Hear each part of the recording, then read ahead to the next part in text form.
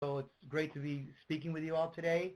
Um, Many of you may already know a lot about IDEA, the Individuals with Disabilities Education Act, and the transition requirements, but we thought it might be good to get a floor of knowledge base laid out for everyone as we move into a more looking, as the webinars go on, looking at some of the other laws that are available and protect people as they transition from school to the adult world. What we're going to be doing is looking at some of the basic underlying principles behind the IDEA transition requirements. So often the schools get so focused on the minutia that they lose the forest for the trees, and so we really want to get a floor base of why are these laws here, what were they supposed to do before we look at the more specific detailed requirements. The whole point of all this, especially for parents and students and advocates, is knowledge is power. And the more you know about what is supposed to happen, the better advocates you can be, and hopefully we can get the school districts to get better outcomes for students. And as Deborah said at the very end, we don't want to just ask for questions, but we also want to hear from you about some of the things that you're seeing in your states. So the transition requirements, I'll give you a little history. The special education law, now called IDEA, was passed in 1975, and it went into effect in 1978. And from the beginning, the whole purpose was to prepare students for adult life. But Congress in 1990 said specifically, we're not happy with how things are going. We don't think we're getting the outcomes that we want to see for students with disabilities. So they specifically added the transition requirements at that time. And the legislative history itself said we're not adding anything new. This was always supposed to be what you were supposed to be doing. You were always supposed to be preparing students for adult life. Now look, that was 15 years after the law was passed. Now we're 25 years later, and we still are seeing low results, poor results. We're seeing all too many students with disabilities not making the academic gains that we hoped they would. We're seeing low graduation rates. We're seeing students being suspended, disciplined, expelled, referred to the juvenile justice and criminal justice systems. We're seeing very low employment rates. We're seeing students sent right to sheltered workshops. So even 40 years after the law was passed, 25 years after the emphasis on transition began, we're still not seeing the hope for outcomes for students. So it's really important that you as advocates know what's required, and hopefully we can begin to see some progress here to get that goal of getting students better outcomes for students with disabilities. Now, as part of this bigger picture, one of the things that Congress was looking at was we have the annual review of the IEP. So we write an IEP, and every year we review it. And one of the things that Congress was concerned about was that this focus on year to year to year did not give us the long-range perspective and long-range planning. So one of the intents behind transition requirements was to take a bigger picture. Where is the student right now? Where do we want the student to be when he or she ages out of school? And how do we get there? What are the steps we're going to need to take to get that student from point A to point B? That's what we mean when we talk about a results-oriented process. And another concern was that the students in special ed were getting the services they needed. Some kids started from birth to 21. So kids were in, quote unquote, in school in special ed programs from 21 years. They got out on the waiting list for 5 years, sitting at home, sitting on their hands. So another intent behind the law was to have the school districts begin to provide connections to the adult service system while the kids are still in school. So if you have a 5-year waiting list for adult service, you sign the kid up while he's still in school. So when he either graduates at 18 or ages out at 21, he goes right into the adult system. But for this to happen, the schools will need to know what is out there. What are the services of the adult world? And the third kind of major point was to prepare students adequately for adult life. Many of the things that the schools are being asked to do are not necessarily what is in their knowledge base. So they should and can bring other agencies into the picture. And specifically, way back in 1990, the vocational rehabilitation system, VR, was specifically mentioned all the way back in 1990 as one of the key players that should be involved in the transition planning process. I say that because you can think about what we're really looking at and what we're supposed to be seeing out there. Now, definitely the more recent statute that was just passed, the Workforce Investment Opportunity Act, or WIOA, is going to, which was just passed last year, that's going to hopefully, really put the emphasis on the VR agencies being involved in school. And we'll be talking much more about that in future webinars. So the basic definition of IDEA transition services is it's supposed to be a coordinated set of activities designed within a results-oriented process that facilitates the movement to post-school activities. Just what I was talking about where is the student now and where do we want him or her to end up. And then we have that long-range plan, and then when we do our annual review, each year we check and see how is the student doing on the plan, and then we can make annual modifications. But we've got that big picture to start with. And we're looking at all areas of adult life, not just academics. In fact, there's a 3 or 4 word kind of shorthand for the technical requirements: live, learn, work, and play. Those are really every area of adult life that is what is supposed to be involved in the transition services. And the services are supposed to be based on what the school has available. Well, wait a minute. No, that's not what this slide says. The services are supposed to be based on the student's needs, preferences, and interests. And this is such a critical piece. And I'll probably say this 75 times during the course of this webinar. This is the place where I think that the biggest problem comes up. We are not basing the transition services on the individual needs and interests of the student. We're slotting students into things that we've got already there. But right from the beginning, it was supposed to be based on the student's needs, preferences, and interests. Now, this gets into the more technical language of IDEA as opposed to this big picture: live, learn, work, and play. And you can see how this all does come into play to prepare the student for post-secondary education, if appropriate, vocational education, segregated employment. Oh, wait a minute, it's integrated employment. And again, this was in the law since 1990. Since 1990, the goal of transition was to prepare students for integrated employment, for continuing adult education, adult services, independent living, community participation.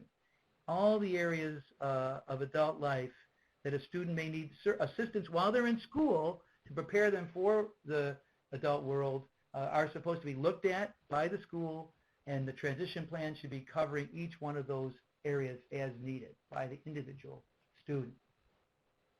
The types of services, again, this is a full range of services, and this list is from the regulations, and it specifically says this is not an exhausted list, including instruction, community experiences, employment outcomes, daily living skills, a functional vocational evaluation, and vocational services if necessary. Now, financial planning, that one is not on the list. So I put a question mark next to it, but this is one that definitely needs to be considered for transition planning. Unfortunately, all too often, parents are afraid that if their student, does work in competitive integrated employment, they're going to lose the benefits that they're going to need to be able to support themselves because of the disability. So financial planning and how it is that a student can work and still maintain benefits is a critical part of transition planning. Oh, you hit the wrong thing here. There we go. And then the types of courses of study, in addition to just regular old, special education and regular education, they specifically mention examples of vocational education and advanced placement classes. And then a more recent letter from the Office of Special Education said that if a school district considers college courses, which many schools are doing now, many schools are connecting with colleges so students can take college courses while they're still in school, that if the college does that, then that is also something that could be considered for transition. Now let's look for a second specifically at this idea of the vocational education and how it's supposed to be individualized.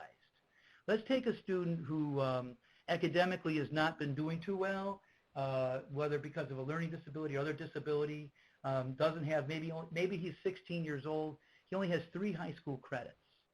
And the school district has a vocational program for students, regular vocational program, but you have to be a junior to be able to get into that program.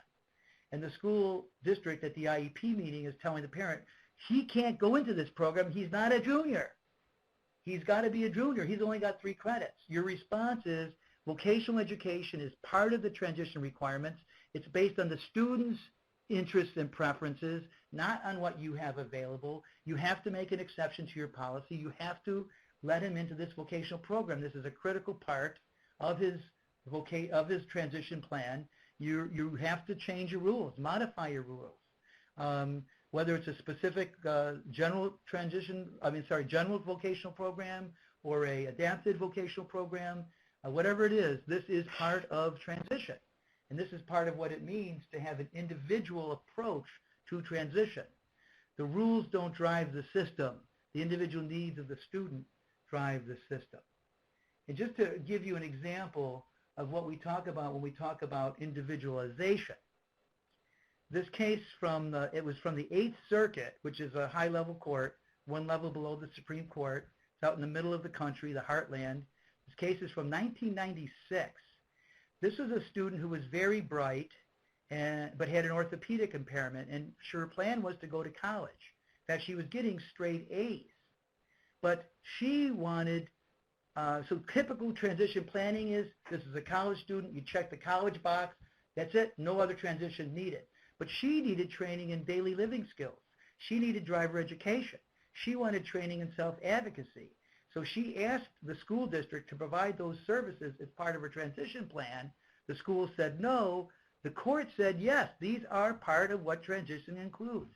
So even though she was in the college box, you still had to individualize her needs and make sure that her independent living skills were also covered. All the things that are needed for living, learning, working, and playing, including driver's education. So this is a really good example of how important it is for the school districts to really look at individual students and really look at their whole area of need and meet each of those areas of need. Now, another part of that was added to IDEA in 1990 was school social work services. And this definition from this slide is right from the IDEA requirements from 1990. And one of the things that comes up is, well, how is a school district going to know what are the adult service system services? How are they going to know what agencies are out there and what their rules are? Well, that is the job of a school social worker. That's what they're supposed to do. That's what they get paid to do. That's what they got trained to do. But how many times do we see a school social worker at an IEP meeting? How many times is there someone at the table that really does know what the adult service system rules are, what the availability is?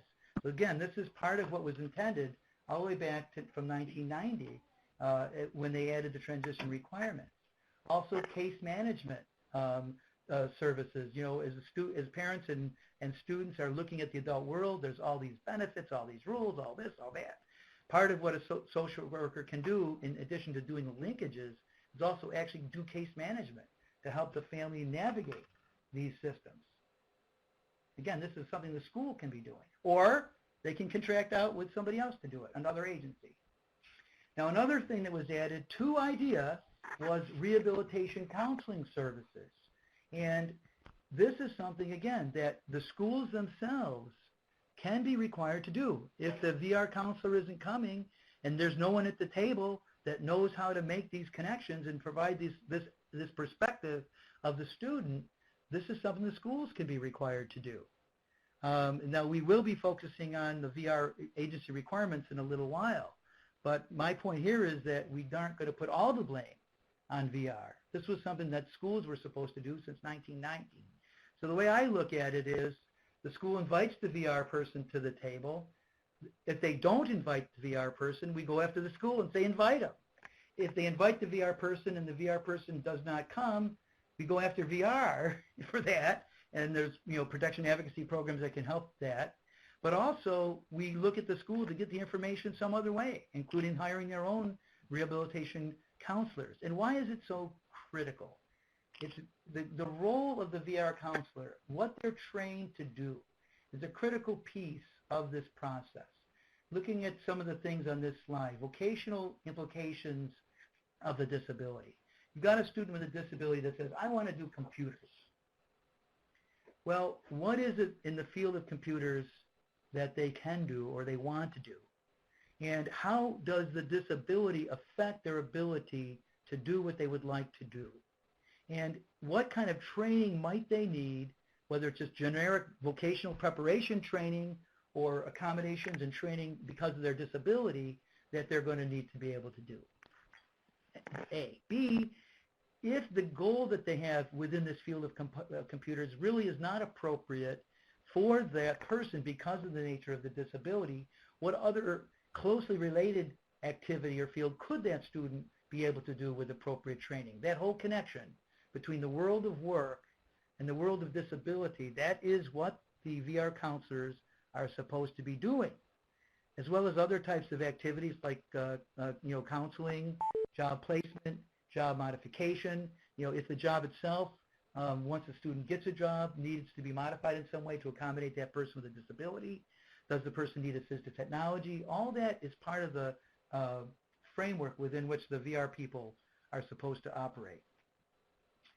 I'm not going to go into all these details on this slide, but it just, again, reemphasizes how important it is to have someone at the table that has the knowledge of the rehabilitation counselor to help coordinate activities, to help provide the supports to the school staff as the IEP is being developed. Now, as we get into more of the quote-unquote rules of developing the IEP, the early slides said it, and I'm going to just mention it now. The transition services begins no later than the year the student turns 16. Some states have 14, New York has 15. But even in a state that has a younger age, no matter what age you start, you still also may be required as a school to provide services to students at a younger age. And they give two specific examples of the types of situations where that may need to be done. First is if the nature of the disability is such that they may need more time to develop the skills they need to be successful in transition. That's when you start earlier. So if a state has 14, but a student really has significant needs, you may need to start the student when they're 10 or 12. Or a state starts at 16, they may need to start at 14 or 13. So again, even at the start date, we look at individualization. Another group of students, and this is the one that I think is so critical and maybe often overlooked. For students that are at risk of dropping out, the schools need to consider curricular modifications to reduce the risk of dropping out and motivate the student to complete their education. Anything, whatever they can do to keep that kid in school.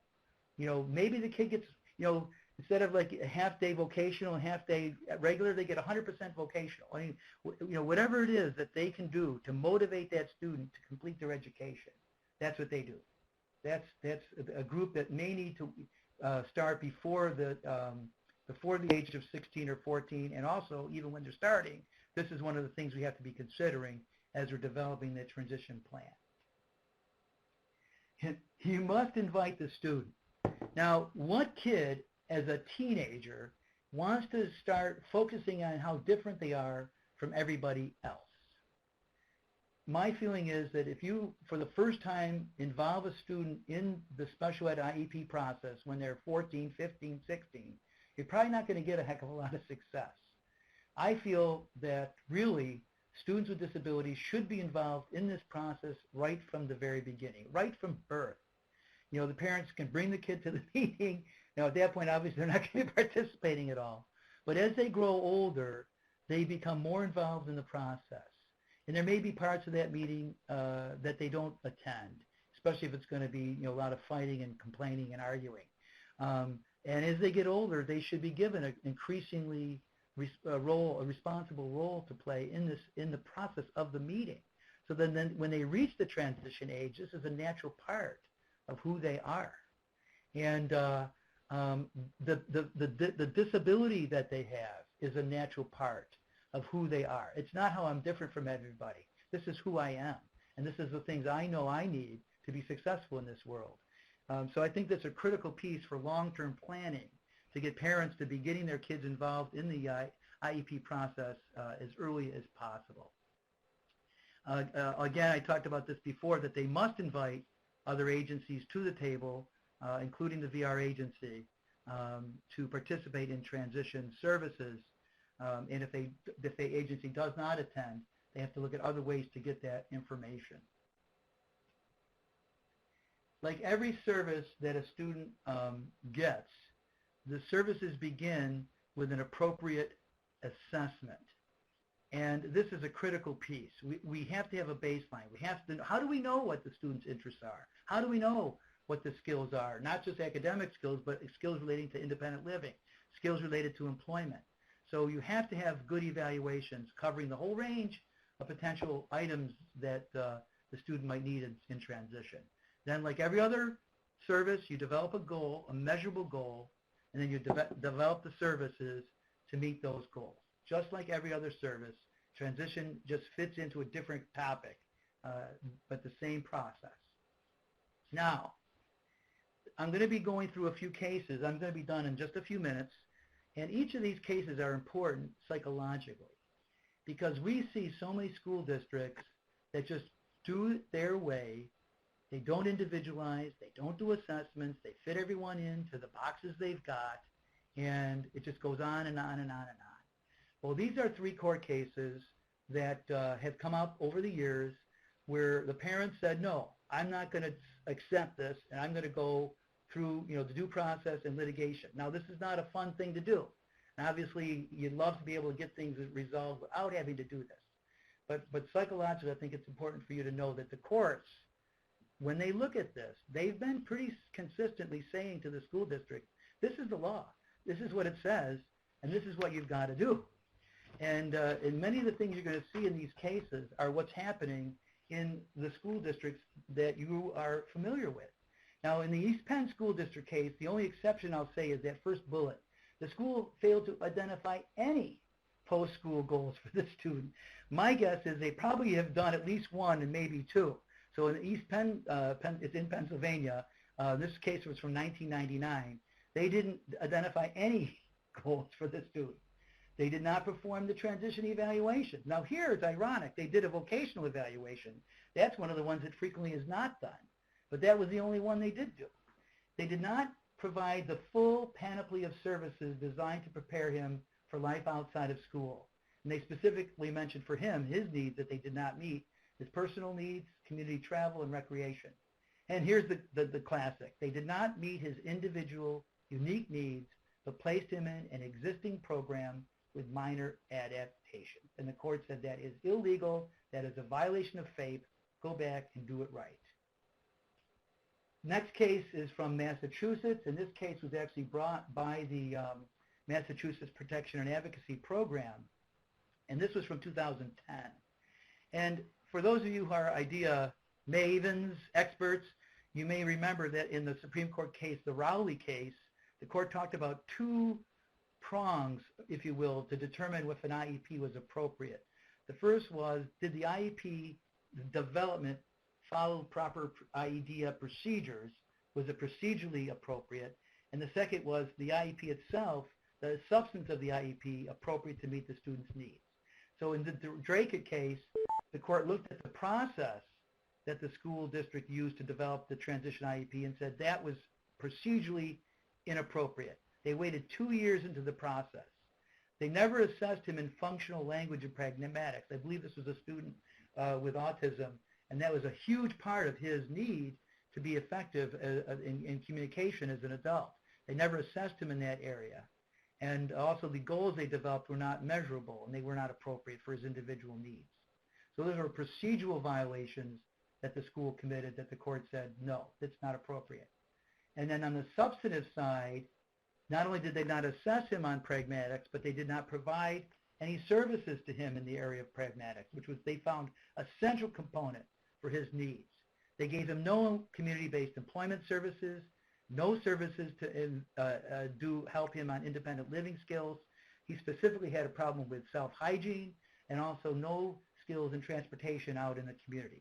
So when we talk about the whole live, learn, work, and play criteria, they missed a huge number of the things that they were supposed to be considering for him. And again, the court said this is not appropriate, this is not adequate, go back and do it again and meet his needs. The last case, and this is my last slide, the last case is Gibson versus the Forest Hills School District. And in this case was brought by the Ohio Protection and Advocacy Agency, and this is from 2014. Now this case is currently on appeal to what I think it's the Fourth Circuit, or Sixth Circuit, I never get the numbers right. But anyway, we're waiting for a final decision from the circuit court. But this was the trial court, the district court's decision. Again, they found it was both procedurally and substantively inappropriate. The school did not invite the student to the IEP meeting, took no other steps to consider her interests, and the school did not conduct adequate assessments to determine her transition needs, particularly in the area of employment. And what happened in this case was the school decided that this kid was too severely disabled to be able to tell the school staff what her needs were, what her interests were, and that she was too severely disabled to benefit from transition services. Now, ironically, they never did an appropriate assessment. How could they possibly make that conclusion without doing the right assessments? So the court ordered the school district to provide services. This is a student that was going to not be getting a regular diploma, but was going to be aging out of the school system at age 21.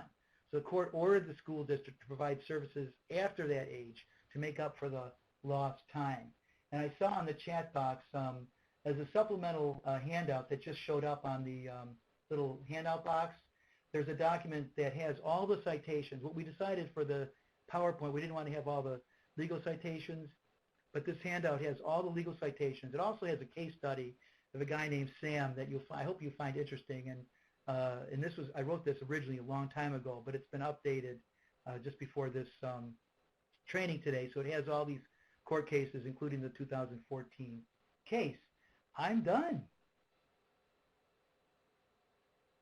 All right.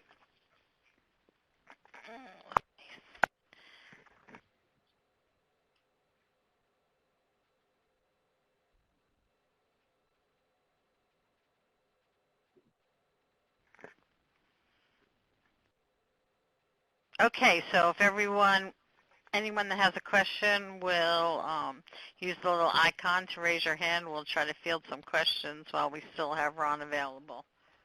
And you're going to do that, right, Peg? Because I'll answer the question, but you have to field the question. We are going to attempt.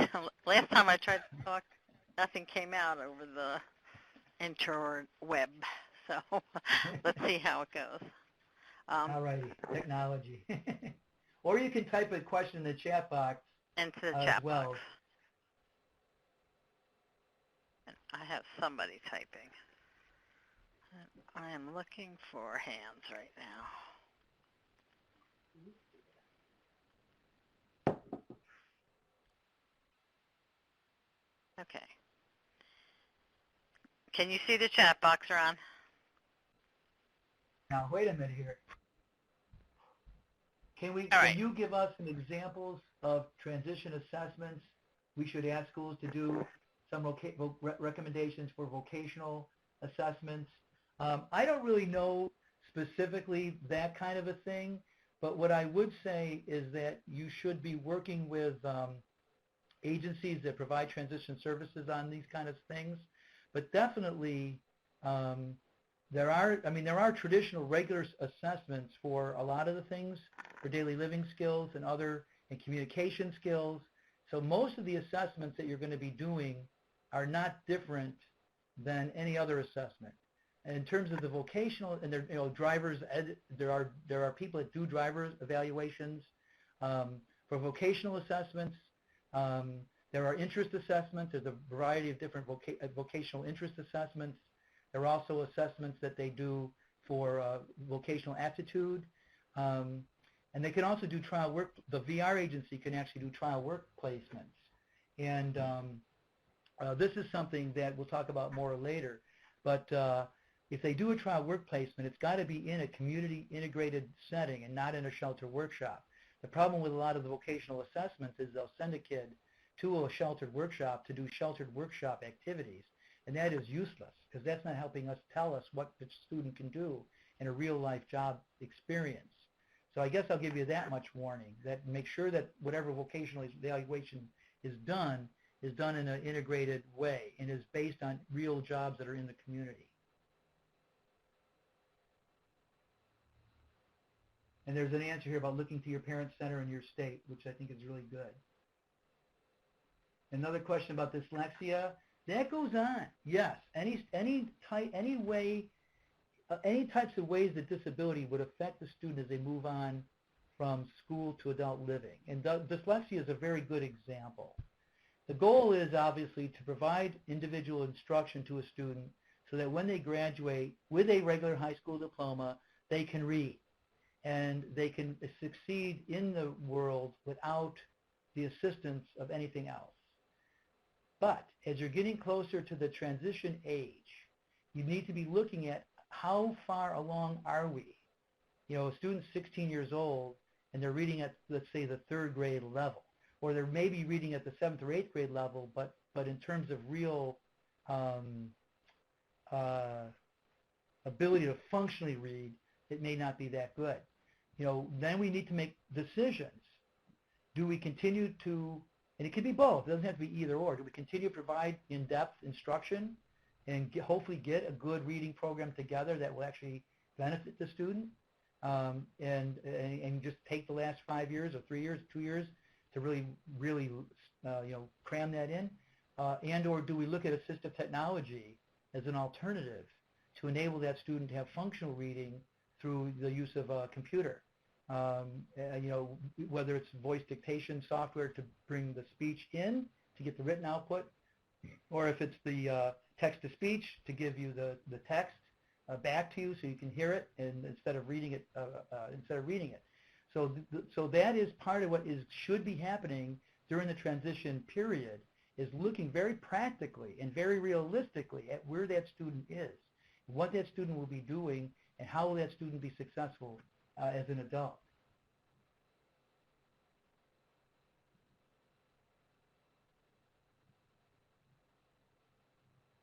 So we had a question a little earlier about your social work, when you have talked about the social worker and acting in the capacity as a case manager, about the connection between school and the Medicaid waiver and DVR, and can they work those systems and be charged with that?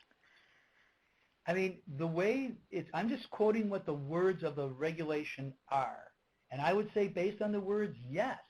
Have I ever seen it happen? Never. Never.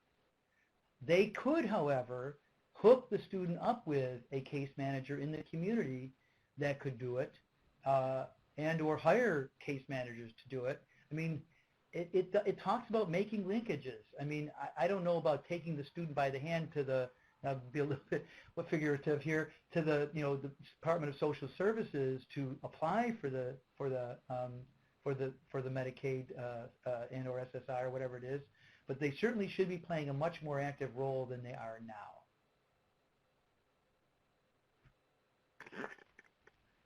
Okay, and I have one more person typing, and then we're going to have to get close to closing out, I believe.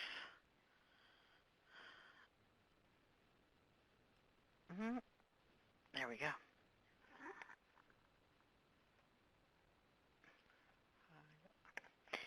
So while I'm waiting for the last question, I want to remind everybody that luckily our partner, National Disability Rights Network, and in the form of Ron Hager, will be producing 2 more webinars for us. We've already got slated. September 21st, the Vocational Rehabilitation Introduction. And then on October 20th, Stemming the School to Sheltered Workshop Pipeline. So we're really excited about that, and look forward to hearing some more of Ron's work. I I think I'm going to, I'm